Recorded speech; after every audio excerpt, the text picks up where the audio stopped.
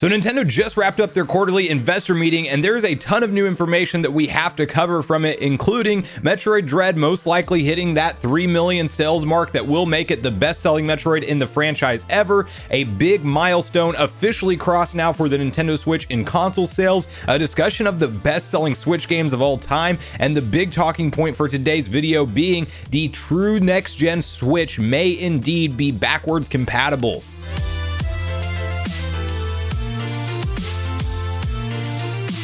What's up, Nation? If it's your first time on the channel, make sure you join Sunbro Nation by subscribing below, hit the like button on this video if you enjoy it today, and make sure you turn on your bell notification icon so you're kept up to date with all the newest gaming news. Now, as I mentioned, guys, we got a lot to cover today because we are hot off the heels of Nintendo's 2022 first investor meeting so far of this year, and they have a lot of inside behind the curtains business side information that comes out for it. It's almost like a Nintendo Direct for the internals of the company and what they are planning, as opposed to your average consumer facing presentation like what we see come out of a mainline Direct presentation. But there is a lot of different stuff to cover, and I want to kick it off with a big nod and hats off to Metroid Dread, as it has officially sold 2.7 million copies. And of course, this game launched back in October, and up to this point in time, Metroid Prime has held the #1 spot of the best entry in the series when it comes to sales numbers at 2.85 million, I believe. Metroid Dread is already right there, and it is on pace to, of course, outsell that. I think the lifetime sales of this thing could easily see upwards of 4 to 5 million, which is a huge accomplishment for Metroid, and especially considering the fact that this is a 2.5D action platformer and not like a main 3D installment like we will see with Prime 4. So I could not be more pumped as a Metroid fan. Definitely a fun milestone to celebrate, and I want to hear from you guys in the comments down below where you think this game will top out, if you think it deserves these sales numbers, because I definitely did. And if you haven't picked up Metroid Dread yet, let me know if you're just waiting for a sale or if you have any plans to get it in the near future. So I do look forward to hearing from you guys on all things Metroid Dread and these new sales milestones in the comments down below. Now, the next notable thing that came out of this investors meeting has to do with sales numbers, specifically around the best-selling Switch titles of all time since this platform is launched in 2017, and the huge milestone that we can now confirm that the Switch actually crossed in console sales. And we will start with that because we actually covered this on the channel before, as VG Charts has unofficial sales data, and they were right on the money on calling this prediction, because they actually said roughly a week ago, if I'm not mistaken, that the Switch had indeed passed that 103 million sales unit mark, which will actually put it above the Nintendo Wii's lifetime sales, which is obviously a huge accomplishment because up to this point in time, the Wii has been the best-selling home console for Nintendo. And you do have to have the conversation that the Switch is obviously a hybrid console, which means it effectively merged the sales of the DS line of systems and the home console systems. But all of that said, the Switch is still obviously not done yet, and it will continue to sell more. We may be having a conversation where it is the best-selling home console of all time if it does last on the market for the upcoming years, like Nintendo is kind of suggesting, and we will cover more of that in the back half of the video. But it's definitely possible to think of a 140 million plus install base for the Nintendo Switch by time this thing is wrapping up its sales life cycle, and that would just be a crazy accomplishment. So now we can say officially from Nintendo themselves that it is their best-selling home console, and I'm just curious to see how much further it goes than this, because the PS2 has been the king of the mountain when it comes to home console sales for quite some time. So definitely exciting confirmation around what the Switch has done so far. OLED model definitely helping it, with a lot of consumers double dipping to get that. I bought a second Switch. I never bought really second consoles before that. I think my original N64, the black version, broke, and I got one of the green see-through versions, which was like super cool the following year for Christmas. So I kind of remember getting two consoles in that generation. Every other generation, I've only received one console ever and kept that one console as my primary gaming system, and the Switch is definitely changing up that landscape. Not to mention the fact that if you have kids that have the Switch, they may break them from time to time, and then you find yourself back in the store buying another one. So this is definitely an interesting concept for Nintendo,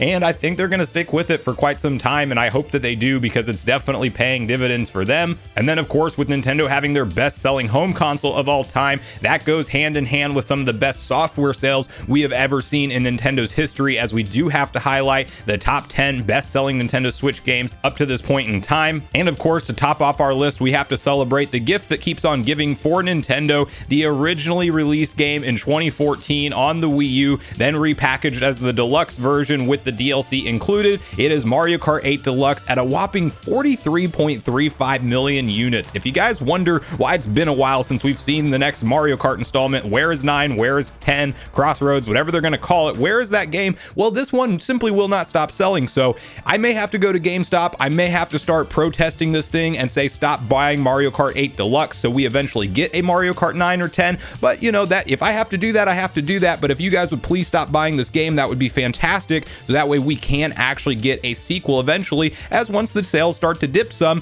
Nintendo may consider actually putting out the next iteration of Mario Kart. I am definitely ready. I've been waiting since 2014. Hopefully we get it soon. Number 2 on the list is Animal Crossing New Horizons, which is definitely a notable one, considering that Animal Crossing, while it has been popular over the years, it's never been to this level of success before. And this game only launched in March of 2020, which is very, like, let that sink in for a minute. It's already right behind Mario Kart 8 Deluxe, and it's actually launched way later. So this is definitely a notable one. Animal Crossing, whatever they're going to do for the future of the series, is going to be gigantic. And it's cool that Animal Crossing continues to get updates and DLC. I think they said the last free update is done with the game, but you know, obviously DLC pack is part of expansion pack, and we'll see if we get more paid DLC in the future, as I suspect that we would. Super Smash Bros. Ultimate is then number 3 on the list at 27 million units, which is again a huge number, great for that entire series, and definitely the best Smash up to this point in time, in my personal opinion. Although Melee, or Melee, I know everybody calls it different,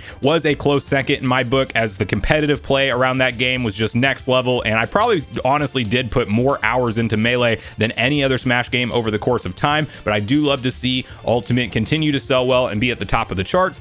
Then, of course, the best-selling Legend of Zelda game ever in history comes in at number 4 at Legend of Zelda Breath of the Wild at 25.80 million units sold, which is just, you know, as a long-term hardcore Zelda fan, that is a fantastic number to see for the series, and I'll be excited to see if Breath of the Wild 2 can surpass that, as I think it will, as we now have a larger install base when that game launches than what we've had up to this point in time on the Switch when the original launched. So that will be a fun one to watch.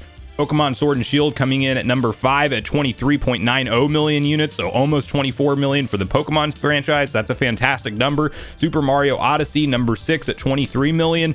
Super Mario Party, which, by the way, pick up Mario Party Superstars. It's by far and away the definitive version of Mario Party on the Switch, but this Super Mario Party, of course, has had quite a bit longer to sell, and it is over 17 million units. Then we have Pokemon Let's Go Pikachu and Eevee coming in at 14.33 million units.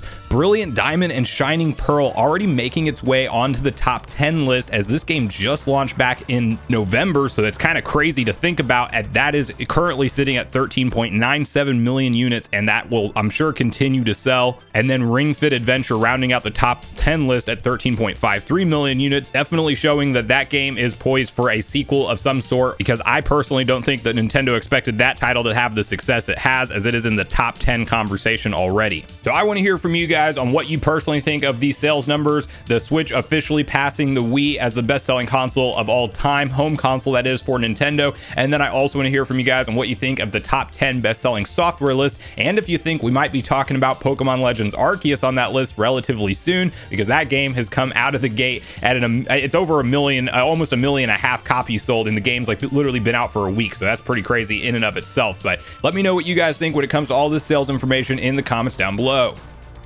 Now, the big talking point for today's video has to do with the reason that next gen Switch is in the news today, as this was a very interesting portion that came out of this investors meeting, specifically when some questions were asked around the plans for Nintendo's next hardware, as we've all patiently been awaiting either some kind of Switch Pro, something that can run all the major games at 60 frames per second, maybe even 4K upscaled via DLSS technology when docked. And while we've been waiting for any kind of announcement, we have to kind of grasp at straws of what Nintendo will tell us, because obviously they do not want to wreck any of the momentum that they currently have with the Nintendo Switch base model, OLED, and Switch Lite. And if they say that the next gen is right around the corner and it's going to come out, it may slow down sales for the current model. So while we don't have any kind of exact timeline to take away from today's story, there was an interesting question and a way it was posed that may give us at least some reasoning to expect that Nintendo was planning to indeed implement backwards compatibility for the base Switch library going into this next generation.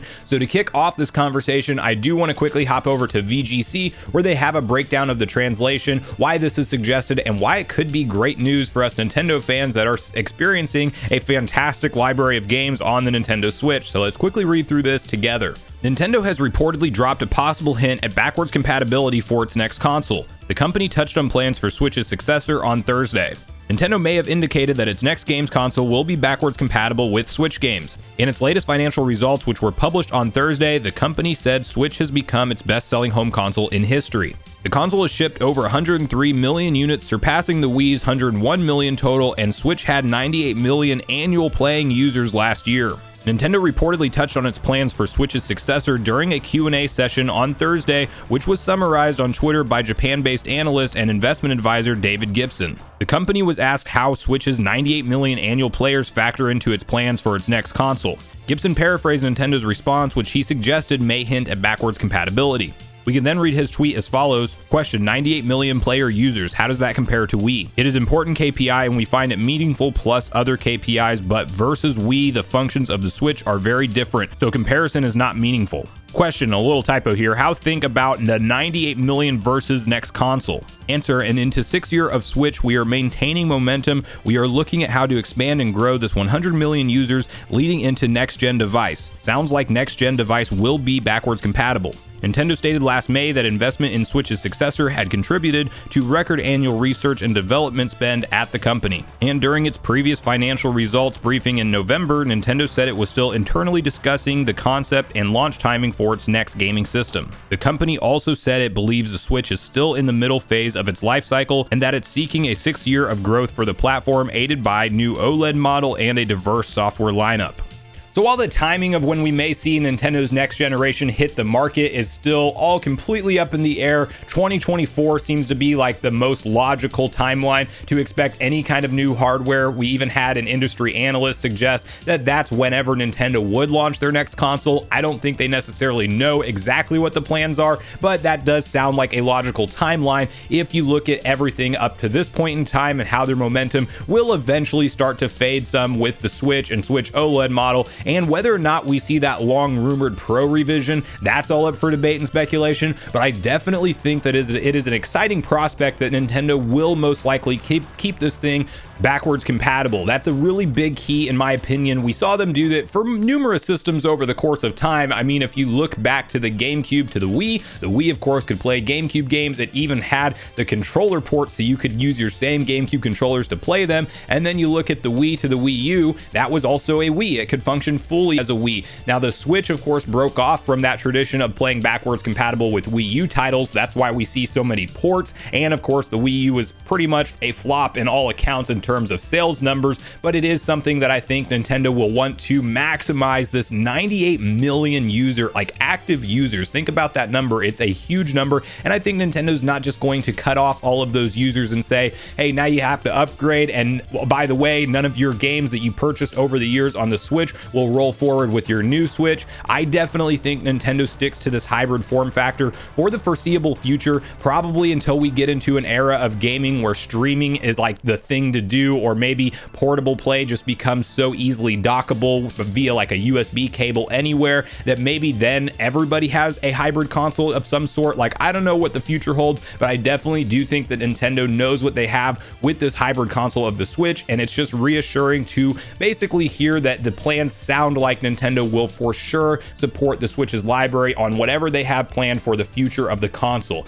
So at this point in the video, guys, I want to hear from you on all your thoughts and opinions from the financial briefing meeting, what you're expecting for the future of the Switch platform, when you think we'll get the true next gen Switch, or if you think we'll get a Pro model in between. And then definitely share with me if you think the Switch will ultimately become the best-selling home console of all time. So I do look forward to hearing from you guys on all the different stories we talked about in the comments down below. As as I do look forward to getting a back and forth conversation started with you all around these topics. Thanks so much for watching the video today, everyone. I do truly appreciate you all sticking around until the end. I do at this point in the video want to invite you all one more time to join Sunbro Nation if you haven't done so already. Do so by subscribing below, hit the like button on your way out if you enjoyed it today, and make sure you turn on your bell notification icon so you're kept up to date with all the newest gaming news. That's going to do it for me, guys. I hope you all have a great day. Sunbro Nation, out.